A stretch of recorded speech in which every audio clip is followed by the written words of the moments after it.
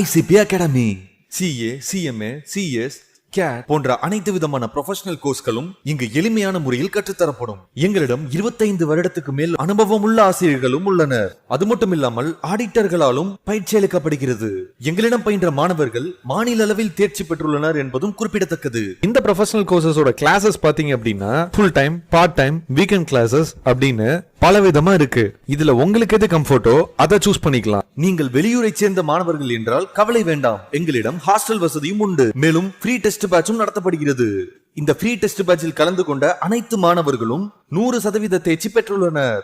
அணுக வேண்டிய முகவரி number 973 TELC church complex, town hall bus stand, Coimbatore 641001. Contact 9894795915.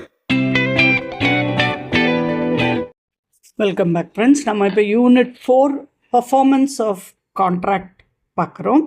இந்த லேர்னிங் அவுட்கம்ஸ் இந்த சாப்டரில் என்னன்னு பார்த்தோன்னா, எப்படி ஆப்ளிகேஷன்ஸ் ஒரு கான்ட்ராக்டில் கேரிட் அவுட் ஆகணும், ஒரு பார்ட்டிஸ் எப்படி அதை பண்ணணும், பர்ஃபார்மன்ஸ் அப்படிங்கிறது என்னென்ன விதமான வேரியஸ் மோட்ஸ் ஆஃப் பர்ஃபார்மன்ஸ் என்ன, ஒரு பர்ஃபார்மன்ஸ் ரெஃப்யூஸ் ஆனால் அதனுடைய கான்சிக்வன்ஸ் என்ன, refusal to accept performance or ரெண்டு பார்ட்டியும் அக்செப்ட் பண்ணாமல் இருந்தால் அதில் என்ன கான்சிக்வன்ஸ் வரும், ஜாயிண்ட் ப்ராமிசஸோட ரைட்ஸ் என்ன, ப்ராமிசஸோட லைபிலிட்டி என்ன, rules regarding appropriation of payment பார்க்குறோம். அப்போ பர்ஃபார்மன்ஸ் ஆஃப் கான்ட்ராக்டுங்கிற ஒரு ஹெட்டிங்கில் பார்த்தோன்னா யார், by whom, next liability of joint promisor and promisee, அதில் அவருடைய ரைட்ஸு, எந்த டைம் அண்ட் பிளேஸில் அந்த பர்ஃபார்மன்ஸ் நடத்தணும், performance of reciprocal promises, agreement to do impossible acts, இதுவும் அந்த ஹெட்டிங்கில் பார்க்குறோம். Appropriation of payment, contract which need not be performed அல்லது கான்ட்ராக்டோட டிஸ்சார்ஜ். இந்த யூனிட்டில் பார்த்தோன்னா யார் அந்த அப்ளிகேஷனை பெர்ஃபார்ம் பண்ணணும், எந்த மோட் ஆஃப் பர்ஃபார்மன்ஸ் அக்ரியபிளாக இருக்கணும், நான் பர்ஃபார்மன்ஸால் வரக்கூடிய கான்சிக்வன்ஸ் என்ன அப்படிங்கிறத பார்க்குறோம். இப்போ பர்ஃபார்மன்ஸ் ஆஃப் அ கான்ட்ராக்ட் அப்படின்னு ஹெட்டிங்கில் பார்த்தோன்னா, what is meant by performance of contract? Performance of contract means அந்த ஆப்ளிகேஷன்ஸை ஃபுல்ஃபில் பண்ணுறது, அந்த கான்ட்ராக்ட் சொல்லக்கூடிய ஆப்ளிகேஷன்ஸை முடிக்கிறதுக்கு பேர் தான் பர்ஃபார்மன்ஸ் ஆஃப் கான்ட்ராக்ட்னு சொல்கிறோம்.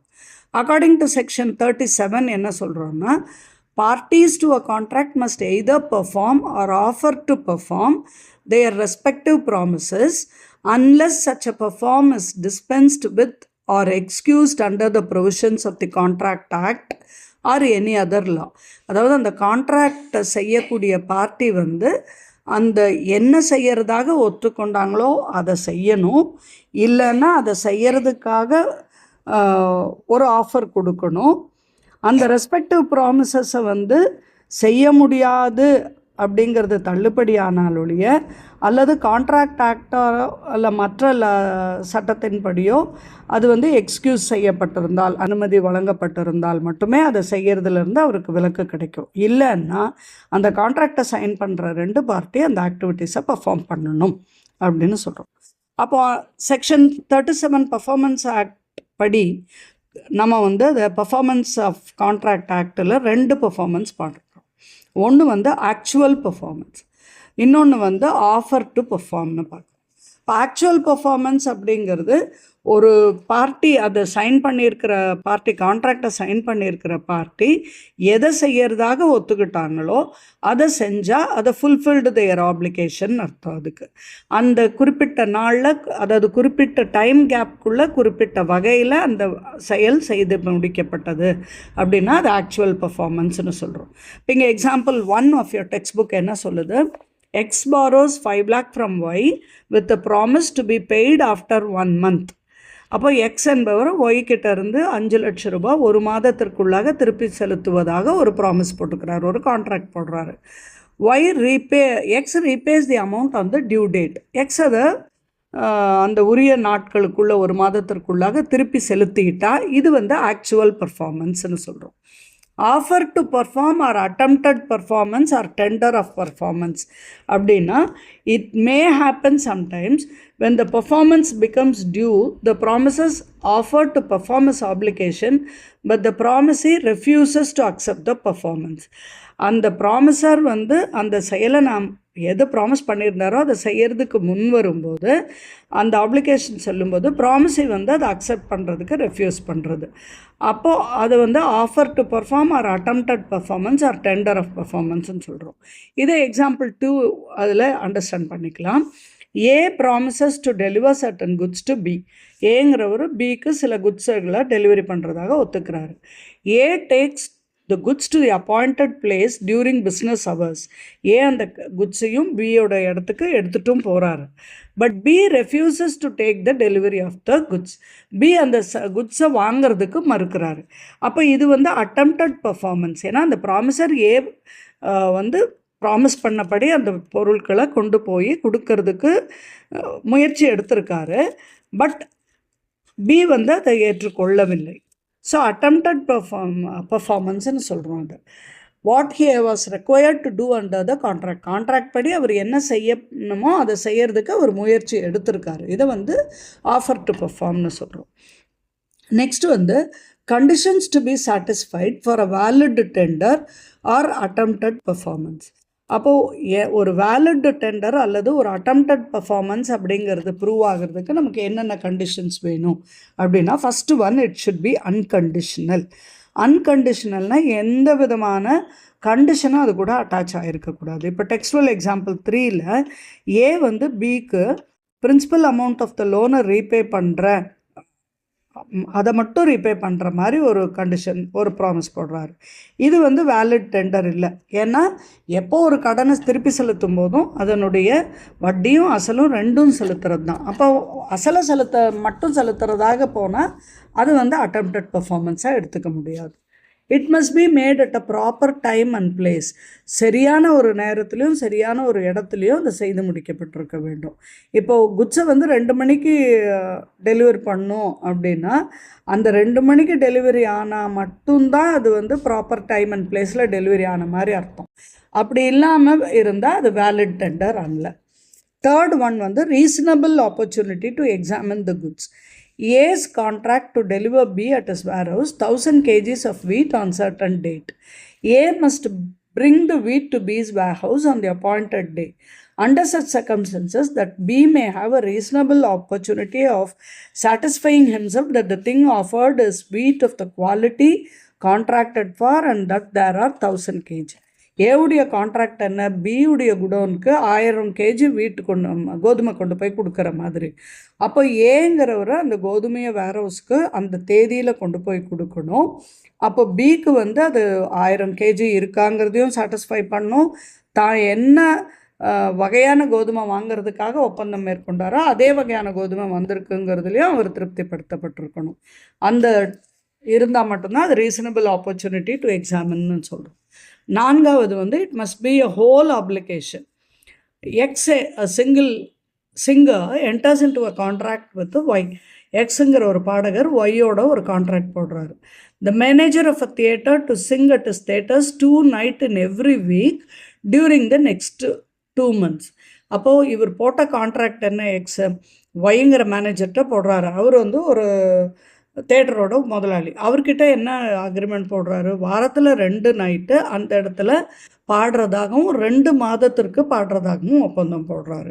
அப்போது ஒவ்வொரு நைட்டுக்கும் ஒய் வந்து எக்ஸுக்கு 10,000 ரூபாய் கொடுக்கறதாகவும் agreement.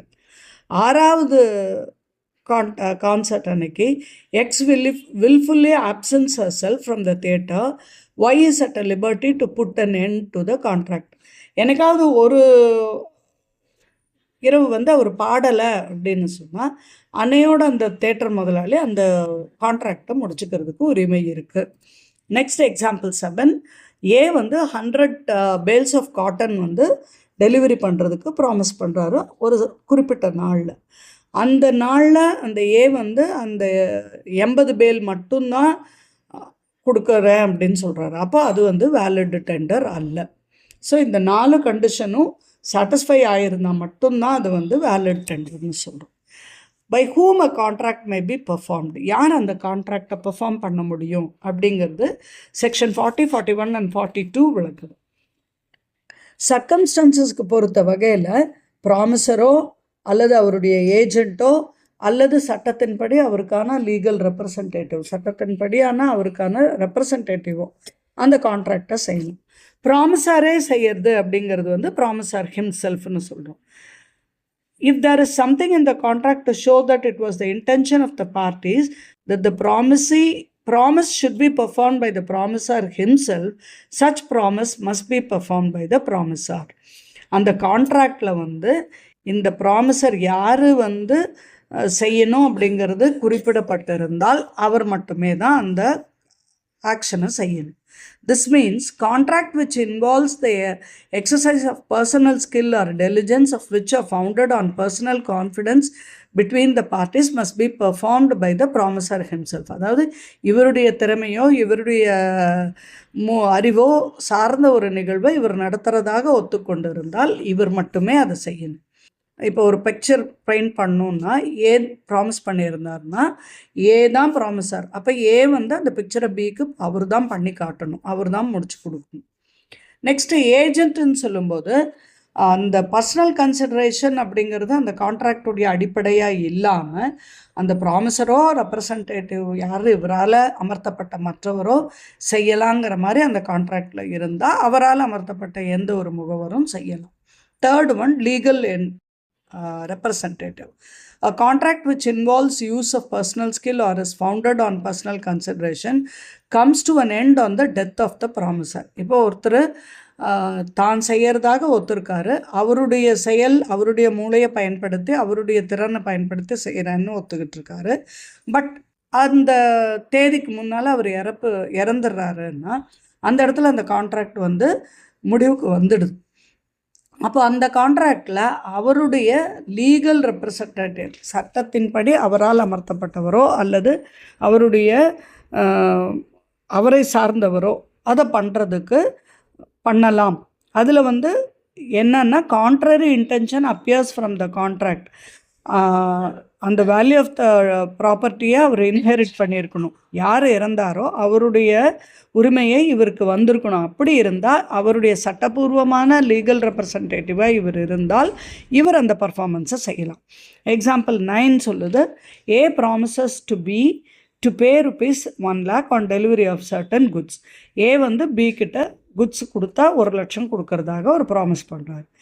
A may perform this promise either himself or causing someone else to pay the money to B. ஏவே இந்த பணத்தை கொடுக்கலாம் அல்லது இவர் மற்றொருவர் யாரையாவது அந்த பணத்தை கொடுக்குற மாதிரி ஏற்பாடு செய்யலாம். பட் சப்போஸிங் ஏ வந்து அந்த தேதிக்கு முன்னால் இறந்துட்டாருன்னா அவருடைய ரெப்ரசன்டேட்டிவ், அவரால் அமர்த்தப்பட்ட அவரை சார்ந்தவர் அந்த பணத்தையோ அந்த செயலையோ செய்யக்கூடிய உரிமம் பெறக்கூடியவராக இருக்கிறார். சப்போஸிங் பி அந்த பொருளை பெறக்கூடியவர் டெலிவரிக்கு முன்னால் இறந்துட்டாரு அப்படின்னு சொன்னால் ஏ பியோட ரெப்ரசன்டேட்டிவ்க்கு அந்த பொருளை கொடுக்கக்கூடியவராக இருக்காரு அல்லது அந்த பணத்தை பியுடைய ரெப்ரசன்டேட்டிவ்க்கு செலுத்த வேண்டியவராக ஆகிறார். எக்ஸாம்பிள் பார்க்குறோம். ஏங்கிறவர் பிக்கு ஒரு பிக்சரை பெயிண்ட் பண்ணுறதாக ப்ராமிஸ் பண்ணுறாரு. அப்போது ஏ வந்து தான் மட்டுமே தான் பெயிண்ட் பண்ணணும், வேற ஒருத்தர் அந்த பெயிண்டரை கூப்பிட்டு அந்த பெயிண்ட் பண்ண சொல்லக்கூடாது அவருடைய ஆன் பிஹாஃப் ஆஃப். சப்போஸிங் ஏ இறந்துடுறாரு அந்த பிக்சரை பெயிண்ட் பண்ணுறதுக்கு முடியறதுக்கு முன்னாலன்னா அந்த கான்ட்ராக்டை செல்லுபடி ஆகாது. அது வந்து அவருடைய ரெப்ரசன்டேட்டிவ், ஏவுடைய ரெப்ரசன்டேட்டிவோ அல்லது பிஓ யாராவது வந்து அதை செய்கிறதுக்காக எடுத்துக்கொள்ள முடியாது. நெக்ஸ்ட்டு தேர்ட் பர்சன் சொல்லும்போது effect of accepting the performance from third person section 41. ஒரு ப்ராமிஸை வந்து சரி ஒரு தேர்ட் பர்சன் செய்யட்டும் அந்த ப்ராமிஸை அப்படின்னு அக்செப்ட் பண்ணார்னா he cannot afterwards enforce against the ப்ராமிசர். சரி உங்களுக்கு பதிலாக அவர் செய்யட்டும்னு ஒத்துக்கிட்டார்னா மறுபடியும் அந்த ப்ராமிஸ் பண்ணவரை நீங்கள் தான் செய்யணும்னு இவர் கேட்க முடியாது. Performance by a stranger is accepted by the promisee. This results in discharging the promiser, although the latter has never authorized nor ratified the act of the third party. இவர் ஒத்துக்கிட்டாரு அப்படின்னு சொன்ன ஒரு ஸ்ட்ரேஞ்சரோட செயல்பாடுக்கு இவர் ஒத்துக்கிட்டாருன்னா அகெயின் இவர் அந்த ஏற்கனவே கான்ட்ராக்ட் போட்ட நபரை நீங்கள் தான் செய்யணும்னு கேட்க முடியாததாக ஆகிறது. எக்ஸாம்பிள் 11 இதை சொல்லுது நமக்கு. ஏ வந்து ஒரு சர்டன் குட்ஸு பி கிட்டேருந்து வாங்குறாரு. அவருக்கு 1,00,000 பே பண்ணுறதாக ப்ராமிஸ் பண்ணுறாரு.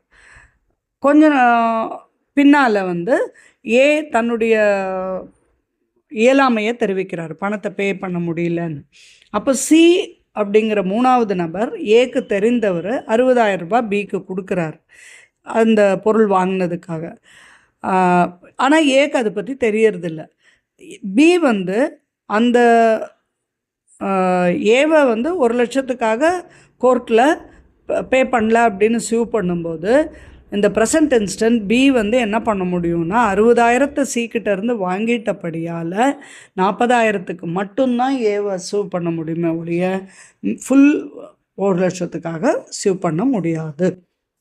Joint promises. ஒரு ப்ராமிஸ் வந்து 2-3 பேராக செஞ்சுருந்தாங்கன்னா அந்த கான்ட்ராக்டில் இருந்தால் அவங்க எல்லாரும் ஜாயிண்ட்டாக தான் அந்த ப்ராமிஸை ஃபுல்ஃபில் பண்ணணும். அதில் யாராவது ஒருவர் இறந்தார், அவருடைய லீகல் ரெப்ரசன்டேட்டிவ், சட்டத்தின்படி அவருடைய வாரிசோ அவருடைய பொறுப்பாளரோ அந்த மற்ற இருக்கிறவங்க கூட ஜாயின் பண்ணி அந்த ப்ராமிஸை முடிச்சு கொடுக்கணும். இது எல்லாருமே இறந்துட்டாங்க அப்படின்னு சொன்னால் அவங்க எல்லாருடைய லீகல் ரெப்ரசன்டேட்டிவ்ஸ் சேர்ந்து அந்த வேலையை ப்ராமிஸ் பண்ண ஒர்க்கை முடிச்சு கொடுக்கணும். இதுதான் அதனுடைய நேச்சர். இதை எக்ஸாம்பிள் 12 நமக்கு எக்ஸ்பிளைன் பண்ணது. ஏபிசி 3 பேரும் ஜாயிண்ட்டாக சேர்ந்து டிக்கு 6 லட்சம் கொடுக்கறதாக ப்ராமிஸ் பண்ணுறாங்க. இப்போ ஏபி அண்ட் சி ஜாயிண்ட்டாக இந்த ப்ராமிஸை பெர்ஃபார்ம் பண்ணணும். ஏ இறந்துட்டாரு அப்படின்னு சொன்னால் ஏவோட legal representatives B and C கூட ஜாயின் பண்ணணும். இப்போ எல்லாருமே இறந்துட்டாங்கன்னா ஏபிசி 3 பேரோட லீகல் ரெப்ரசன்டேட்டிவ்ஸும் சேர்ந்து அதை பே பண்ண வேண்டியதாகுது. இது வந்து ஜாயிண்ட் ப்ராமிசஸ் பெர்ஃபார்மன்ஸ்னு சொல்கிறோம். Thank you friends.